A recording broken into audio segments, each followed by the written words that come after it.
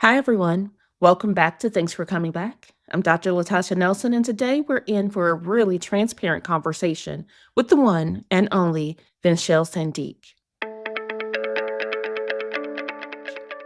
Venchele is a writer, editor, and native French speaker who is dedicated to making healthcare accessible and empowering families. She's here to break down what true leadership looks like, rethink the saying time is money, and show us why listening to feedback is crucial for anyone who wants to lead, regardless of title. We'll also explore how honest communication and understanding can change your relationships for the better, and share some practical tips, best practices, and things to avoid while leading. So, if you haven't already done it, grab your coffee and let's get into it. What does transparency really mean? It's a word we often hear, and for some of us, experience differently. In speaking very transparently, a word I'm using intentionally, Vinchelle challenges what it may really look like in practice. Here are some of her thoughts. Let me know what resonates most with you. The way that I see it when we're talking about transparency, it's a hot topic, it's a hot button word, but it's really a marketing gimmick. You know what I mean? They talk about transparency. And then when you are in the job, after you get your interview, after you get that paperwork done, you realize that it depends on who you're working for. It depends on the department you're in, the section of the company you're in. But that whole concept of transparency may be weaved into organizations' mission and vision statements, but that's not what they practice on a day-to-day basis. So that's why I think it's so important when people say things to you, you got to take it with a grain of salt. And people sometimes get upset with me, like they'll say something and I'm like, well, we shall see, because everything is relative.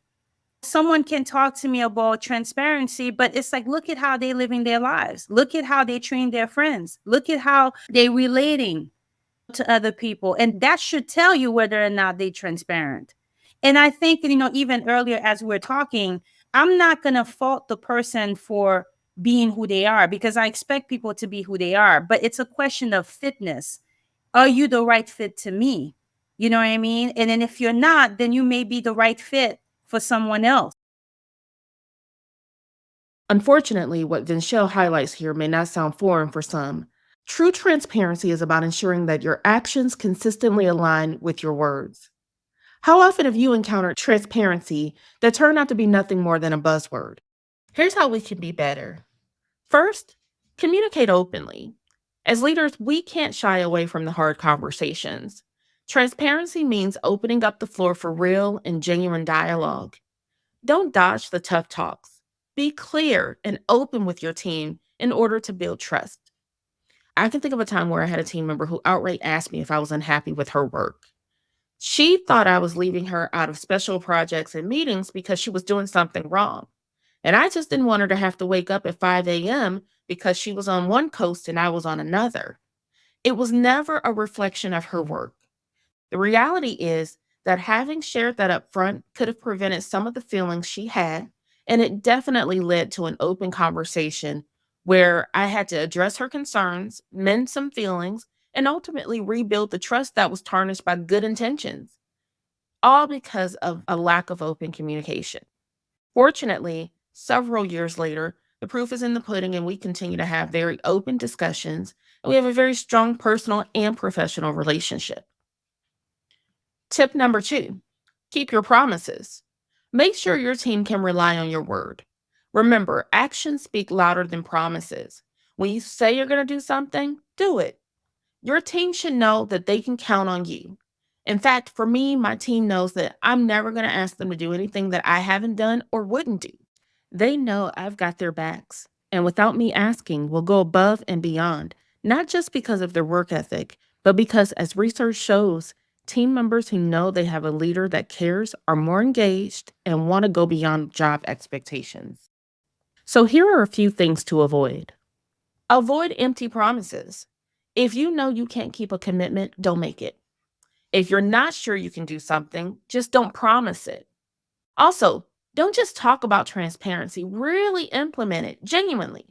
Let your actions show your commitment to being open and clear. Don't just say you're transparent, Show it in how you act every day. Reevaluating time is money. Let's rethink the old saying, time is money. Then Shell shares how this perspective can impact our relationships and organizational culture. Unfortunately, each time people talk about time is money, it almost gives off the impression that people are replaceable. People are these items that you use, and then once you're done using them, you toss them to the side. And so that doesn't really build trust in relationships. And I think like that's where like it takes a bigger person to say, okay, I'm gonna transcend that mindset of what a relationship should look like. And I think that's the beauty of being a scholar. It's like you have to sort of go beyond what you see, right? And you have to question and test your assumptions and everything that you're hearing and seeing and feeling. Irvin Goffman wrote this book called The Presentation of Self, and he talks about as human beings, we live by inference. And so to me, I think that when leaders are trying to lead people and they're trying to get things done, you have to know who your neighbor is. Like Mr. Rogers would say, you have to know what makes the person tick. You have to know their interest, what drives them, what drives their passion. And then also, as you're building trust, you receive mutual respect where each person values the other person's opinions, boundaries, and individuality. But when we're talking about getting mutual respect and trust, it doesn't mean that we have to agree on everything. And I think that's where sometimes we lack some empathy. I want to go back to something that you said about how people might feel when people act like time is money, because that also sends the message that you may not be worth the investment. Isn't that something? Viewing time as merely money can undervalue the very people who drive our success. Good leaders see people for more than just the work they do, they value them as individuals. So, here are a few tips to implement best practices and a couple of things to avoid. Tip number one, if time is money, invest it wisely. Show that you value your team members by investing in their growth and well being. Get to know what each person is good at and what they find tough. This helps everyone work better together. I've personally found that with teams who might see their budgets being tightened or they feel like they're expected to do more with less, that drawing on the natural strengths of others helps to achieve so much more. Also, the goal is to have a well rounded team, and this means getting to know everyone well enough to know what they naturally do well, and then positioning them to rock it out. I can honestly say that I've never had a situation where really getting to know someone didn't come with the most amazing return on investment. Tip number two, value each individual. Make sure team members feel understood and appreciated. If you find something, a tool, an article, or a tip that can help someone else do their job better, share it. So here's what this might look like in everyday situations. Regardless of whether you're a direct leader or not, all of us have meetings, I'm sure. Make sure everyone gets a chance to speak up, especially those who might be shy. Repeat important points to make sure everyone understands and sees how their ideas are useful. If you're managing a project, check in with people in the way that they prefer. Some might like emails, others might prefer a quick chat. And at the end of the project, once it wraps up, publicly thank everyone for their hard work. Mention specific things people did that really helped out. By doing these things, you show leadership by making everyone feel included and appreciated, which helps the whole team do better. You don't need a fancy title to make a big impact. Now, here are a few things to avoid. Don't prioritize tasks over people. Efficiency shouldn't come at the cost of genuine human connections. Really listen when people talk to you. Show that you're interested in what they have to say, which makes them feel respected. Avoid viewing team members just as resources. Acknowledge their unique contributions and potential. If someone helps you out or does a great job, make sure to thank them where everyone else can hear too. It's nice to get a pat on the back in front of the group. Why feedback matters. Feedback isn't just helpful, it's essential for growth and adaptation. Venchele uses a powerful analogy to illustrate this point. And you have to listen to the feedback that you receive. Because if you're not listening to feedback, then you're becoming obsolete like a dinosaur. The same concept even applies with our mobile phones. There was a point in time, and I'm probably going to date myself right now, where we had dial-in phones, but you Mhm. couldn't take those dial-in phones with you. And then someone decided that, you know what, this current framework that we're working right now is relevant in the 80s, but we need to create this product that people can carry around in their purses, in their bags, and what have you. Thus, now we have those smartphones. So again, I think that that would have never happened if this individual had not listened to consumer input. Because had that person not done that, if someone needs to reach you, you would have had to go home to get that call. And that's very inconvenient given the state of globalization and the fact that we're engaged in selling, buying products, and living in an ever changing, dynamic environment. So again, everything has its purpose and its utility and its season. Maybe this was the right time for the cell phone to come into the market, for us to have computers. Like when there's a need, when there's going to be a transition, and there are certain tools and resources that need to be put in place, then that's where all of this innovation comes into play. And I could go on and on. So I think that the leadership skills that we're developing allows for us to be open to just hear people out in terms of their needs and then fulfilling those needs. Essentially, I think there's a word for it, it's called resonant leadership. It has to resonate with the people that you are trying to influence. I don't know about you, but I think that's a powerful reminder of how being open to feedback can lead to significant advancements. How do you ensure that you're listening and adapting based on the feedback you receive? Here are a few best practices. First, make room for feedback. Set up regular one on one chats with people you work with or send out anonymous surveys to hear what others think. Fortunately, I've got a team who's very comfortable giving me feedback, which I appreciate. I appreciate their vulnerability, but also that they trust me enough to say, hey, I think we can do better with this, or hey, this is how this makes me feel. You can't take actions or create environments that people want to be a part of if you don't empower them to influence the space that so many of us spend a third of our day in. Tip number two, act on feedback. When people give you suggestions, listen and make changes. This shows you really value their thoughts.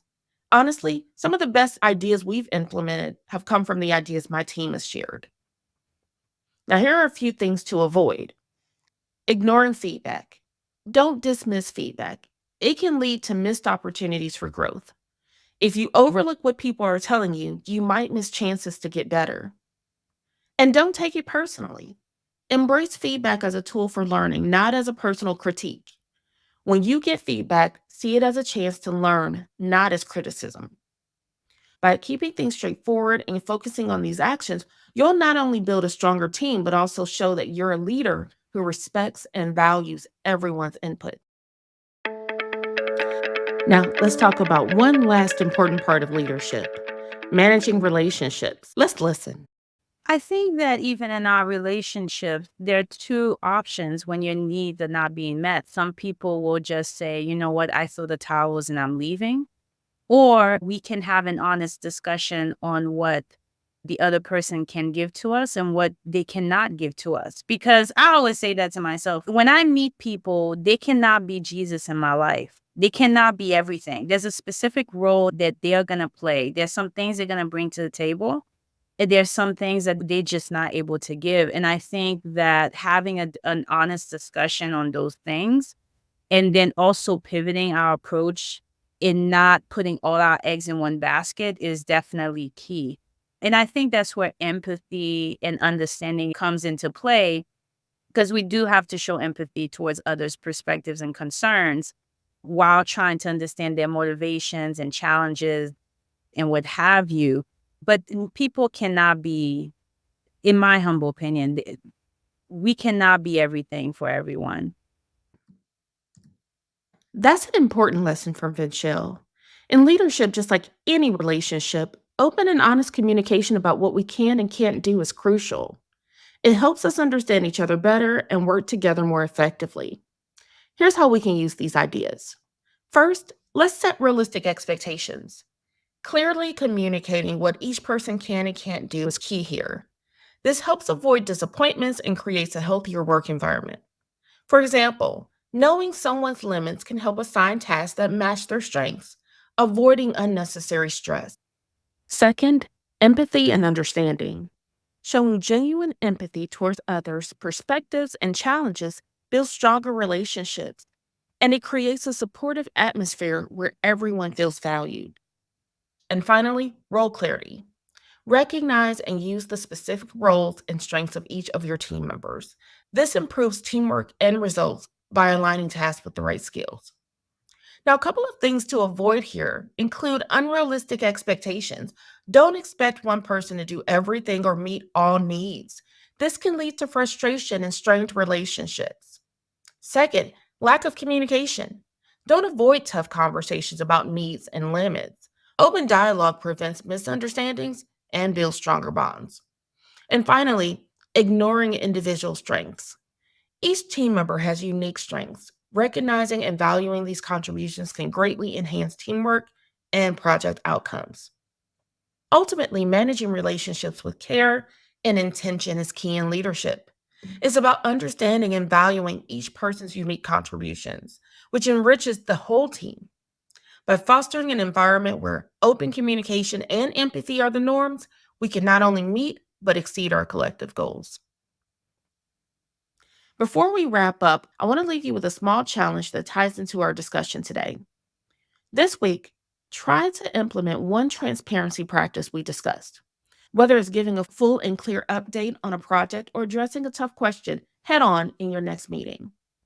I'd love to hear how it goes, so don't hesitate to share your stories with us. Let's learn from each other and grow together as leaders in our respective fields, title or no title. And just like that, we're wrapping up another fantastic chat here, and thanks for coming back. Venchele really gave us some profound insights, didn't she? From redefining transparency to recognizing the true value of our team and the critical role of feedback, she's shown us the essence of authentic leadership. If today's discussion inspires you, consider sharing it with someone who might also benefit from these enlightening perspectives. Don't forget to hit the subscribe button so you never miss out on a conversation, and reflect on how you can apply these lessons in your life. Remember, leadership isn't just about titles, it's about actions.